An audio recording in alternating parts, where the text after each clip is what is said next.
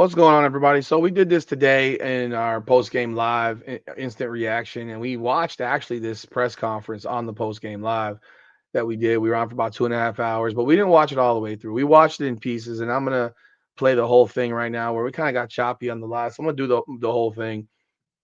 I am gonna chop and stop and comment as we go.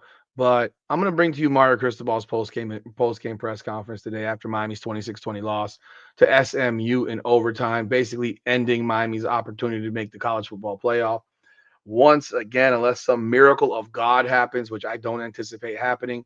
But even if it did, I project that Miami will probably lose another game based on what I'm seeing. I don't know if these guys are going to be checked out mentally at this point because of what they're experiencing and what they're seeing, what they're having to live through with the coaching and the failures in coaching. I mean, if I have to, I'm sorry that I've given up when it comes to these coaches. I've had enough of it. I don't want to watch it anymore, and it just absolutely disgusts me. So let's take a look at this press conference. Welcome back once again to another edition of Hurricanes Unfiltered, powered by Come On Now, the podcast. I'm your host, Rudy Rodriguez. Show. Hit that like button and subscribe to the channel. Appreciate everyone again who jumped on board today on the live. I appreciate you. At one point, we had upwards of 900 people on the live during the game. So I thank you so very, very much.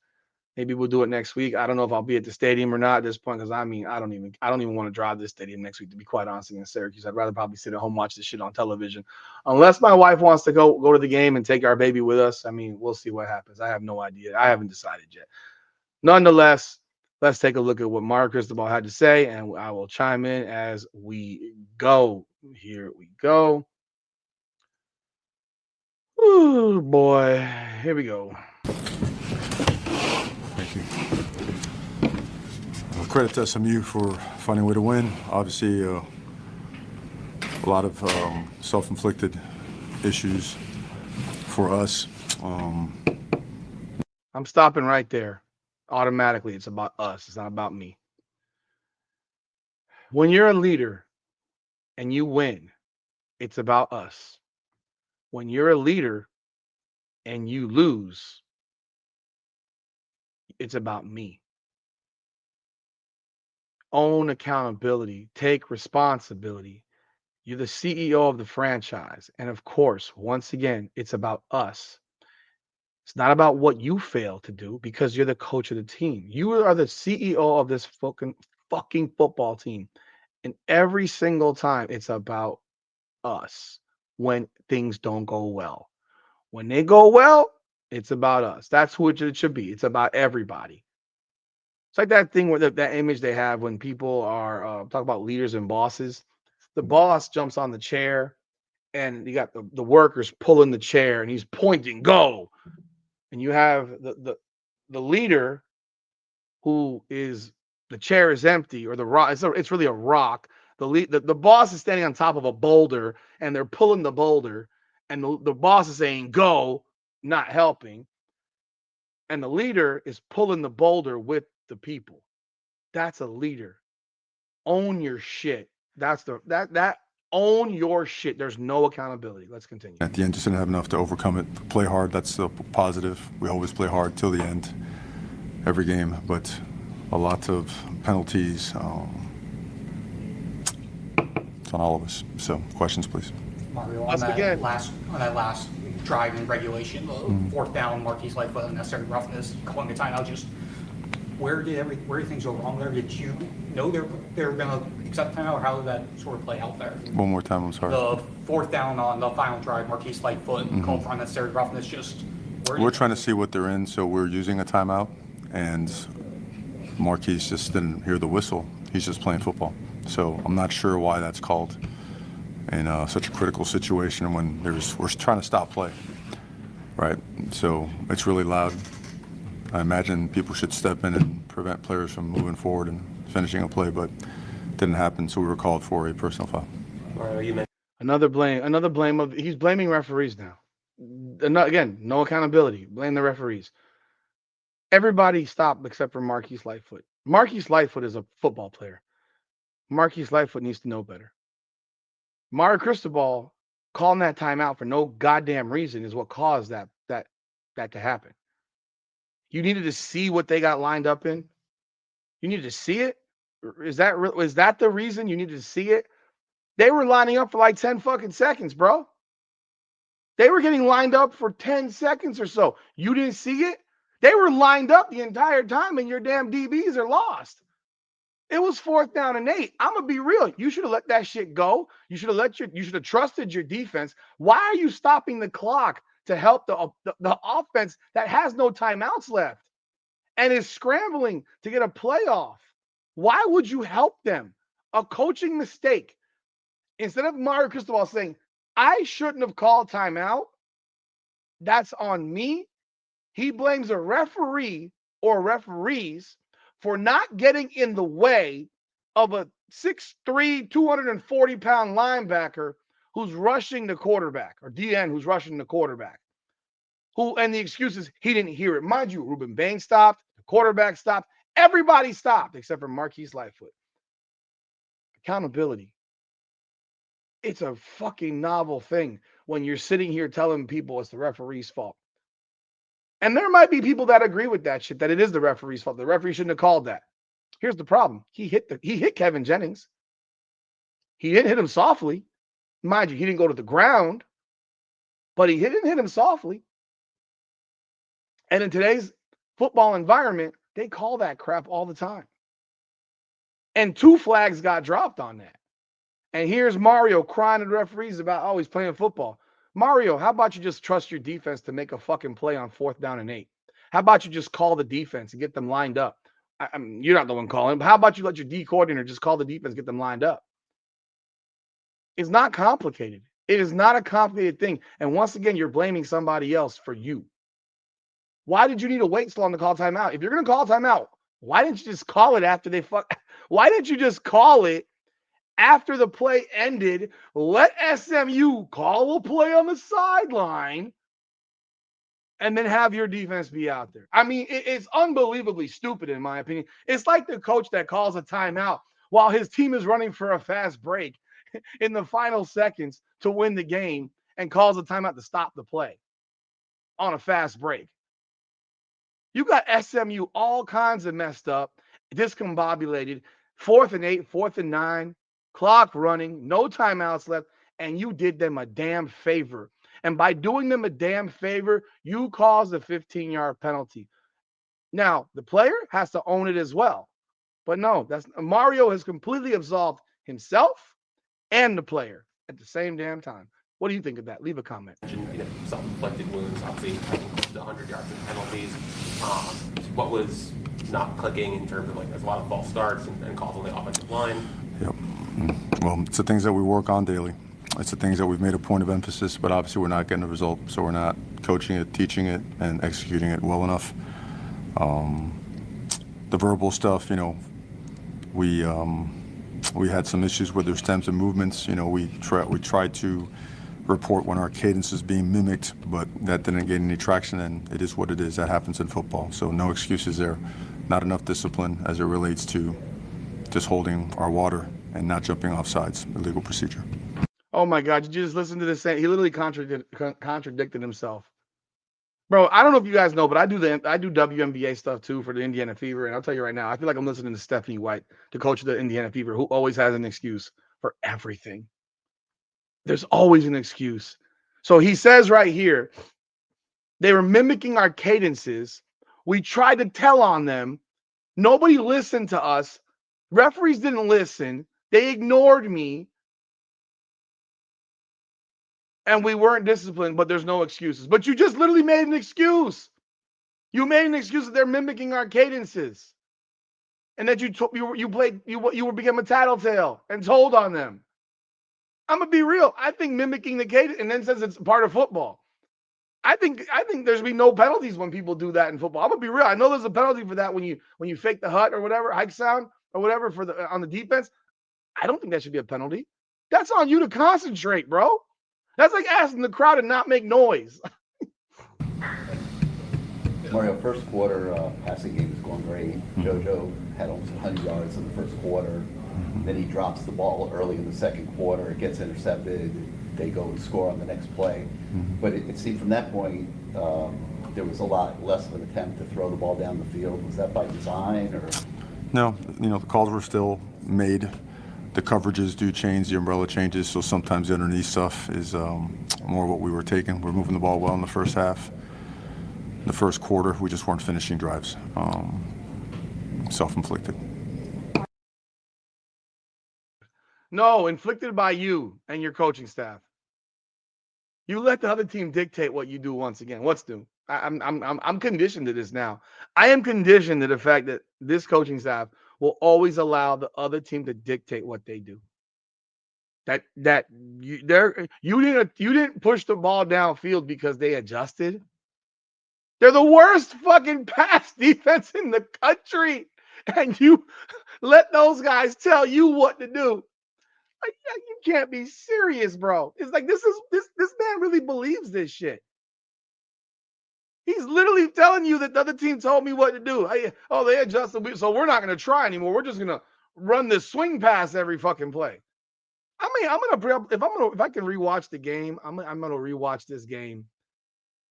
I mean, if I can find it, because I didn't record it, because I have YouTube TV and I watched it on Hotwire today, my cable, and I forgot to record the game. So I may have to find a recording of this game, because I got to see how many times we threw the swing pass once again, or the wide receiver screen. Yeah, we just stopped throwing the ball down the field because they adjusted. Yeah, okay. Yet every time we threw the ball 15, 20 yards, it was wide open and the catch was made pretty much the entire game. Self-inflicted, yeah, by you. Final drive of regulation, was there any thought just to try a couple quick passes to get into field goal range? We felt that if we could get a return to pop it out past the 35, gives us a chance. For us in our charts, anything inside the 25 under 30 seconds is more risk than actual reward. And we felt good about taking the game in overtime. Okay, what's the risk to the reward here? Okay, let's see here. The risk is you lose. The reward is you win. So the risk outweighed the reward,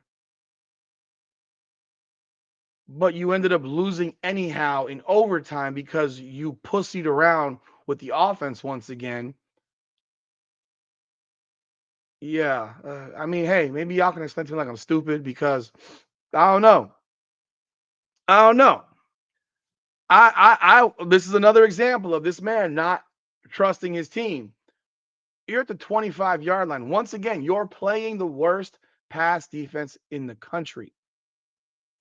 You need one chunk play. You have one timeout. You're at the 25. So you were hoping for a return? Almost no returns happen in college football anymore on kickoff. Most balls are kicked through the back of the end zone.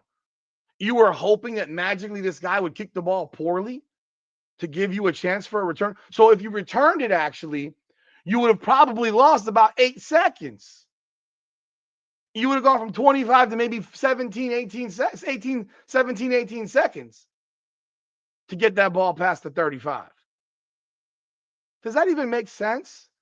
The fact that it was actually downed and now you're at this 25-yard line, you make one pass that gets you to the 45, the clock stops, you spike it. You need one play and you have a timeout. You need one play to get you to the 35-yard line and give Carson, whatever his name is, Carter Davis, whatever the fuck is that, Carter Davis, an opportunity for a 52-yard field goal to win the game. And maybe you don't make it. But once again, this is the cowardly fucking approach that this team takes every fucking week, whether it's before the half or at the end of the game. They play like fucking pussies. This is the coaching of not to lose rather than coaching to win. You have a much higher probability of losing in overtime on the road than you do having a chance to win. You're on the road. And they got the momentum now because you gave it away. You had an opportunity and you did this. This was your asshole. Your sphincter went like this. You shrivel, bro. You shrivel in the moments. You shrink in moments. That to me is soft. Coaching by analytical book. Are you not seeing what's going on here? The whole game, every time the Carson threw the ball 15, 20 yards, it was completed. Except for when Trader dropped it. It was completed. They're going to shell that shit up. They're going to try to play a prevent to keep you from going deep. So that 15, 20-yard play is going to be wide the fuck open. Let's put our knee down. Let's go to overtime and pray. Mario, where do you guys go from here? Obviously, 2 losses, you said every game from here now is basically playoff football. With 2 losses, where do you feel like? Well, yeah, you just got to be a grown man and face reality. We didn't take care of business, and that's completely on us. And if you're raised the right way and you've got the right stuff inside you, you go right back to work. You don't know how things shake out. This is certainly a wild college football season, and the focus has to be on us taking care of our business. I mean, that's again, you always give credit to the opponent because that's a good football team, and when you make that many mistakes, and they are flat out mistakes, it's on everybody in the organization, with myself, every coach, every player. And when you make that many mistakes as an organization, you allow yourself to be put in a position where you can get beat, and that's what happened today in overtime. Mario, I saw Mark Fletcher got hurt late in the fourth quarter, didn't come back in. Just what his status might be or what's going on there. Don't know, hard to tell. I mean, we try to be optimistic about all these injuries up until the doctor makes a decision, but certainly we'll keep as best we can posted on that. And then the 3 guys who were able to play as CJ, OJ, and Ahmad, how were they, or what happened to them? Yeah, CJ, Ahmad, we were all optimistic about all 3 and gave it as much time as we could, and just felt it got to a point where it was now obvious they were not going to be able to help us. And once they were at that point, the doctor declared them, unfit to play. That's when we made the decision not to play them. Mario, with the mistakes and the penalties in particular, that has been something that has cropped up here the last couple of games. What do you feel like maybe isn't clicking for guys where you've been stressing this over and over to get it right and maybe reduce the penalties? Yeah. We've taken a deep dive into it. We certainly don't. We're not blind to it. We've approached it and attacked it dead on. It's part of our regimen, our culture. It's what we've always implemented on a daily basis, especially the last couple weeks. And the result was nowhere near. So everything associated with it, from the technique of it, the angle, the hat position, the cadence, the processes, all the things that can give us an opportunity to rectify that, has to be assessed once again all the way to the T and find a way. You don't sit around, you don't throw your hands up and just say, I don't know. You just go to work, and at the end of the day, you gotta, like I told the guys, you gotta be a grown man and face it. Now's when things go wrong, that's when all the rats start to come out and try to peck at you and all that other stuff, and you gotta go tell them to go, and go to work and do it emphatically and do it with some guts. And go fix the things that we have to fix so we can go get better and win. Who are the rats? Are the rats the people that are criticizing you, Mario? Who are the rats? Because as far as I'm concerned, 95% of this shit is on you. Maybe 90%. Players have to have ownership, but this is largely on you. Who are the rats, though? People that criticize and call you out for the bullshit? Call this bullshit out? Like, who are the rats? What are we talking about here? Own it yourself. Like, for once, own it yourself. You're failing at your job. Failing. Again, the 6th time you've lost to a double-digit favorite in less than 4 seasons. 6th time. I think we've been favored 21 times as a double-digit favorite, and we've lost 6 times. I don't know that there's anyone that's that bad in the country. Probably not. I doubt it, in fact. I do agree with him. The football season is crazy.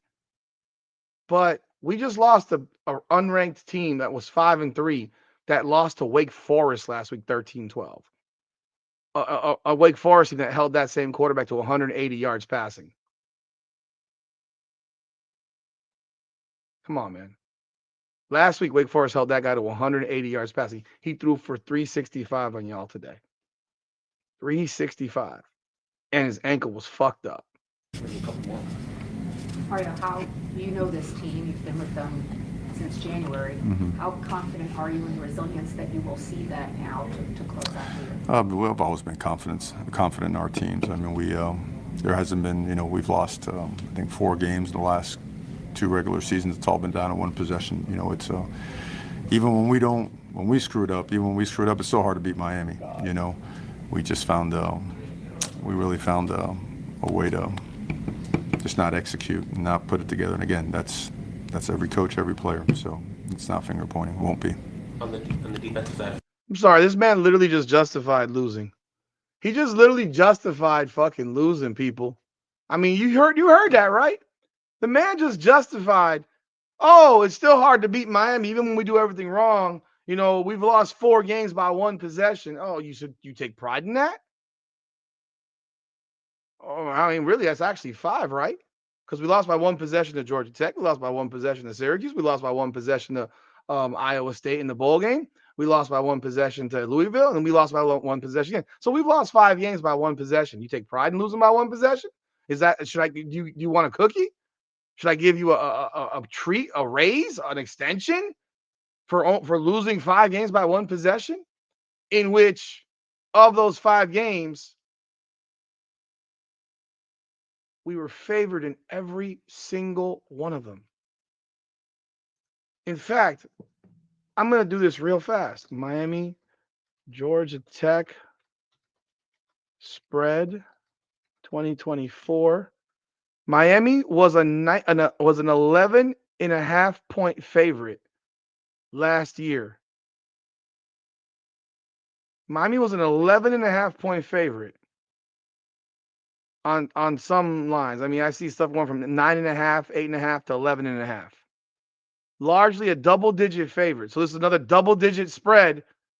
So yeah, Miami minus, per the State of the U, minus 11.5. On Circa Sports and FanDuel, minus 12.5.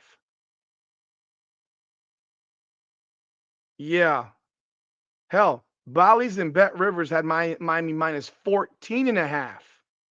How about Miami versus Syracuse last year, spread 2024? In that game, Miami was a 12-point favorite. 12 to 12.5, depending on the book. How about Miami versus Iowa State? That was the bowl game.